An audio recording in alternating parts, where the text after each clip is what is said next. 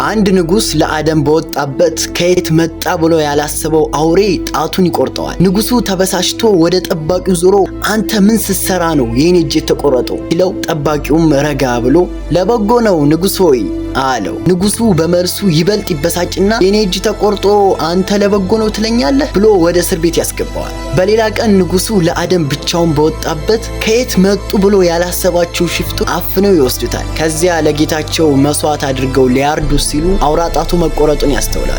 ለጌታችን ሙሉ ያልሆነን አካል አንሰዋም ብለው ይፈቱታል። ንጉሱ ተደስቶ ወደ ቤተ መንግስቱ መጥቶ ጠባቂውን ፍቱልኝ ብሎ አስጠራው።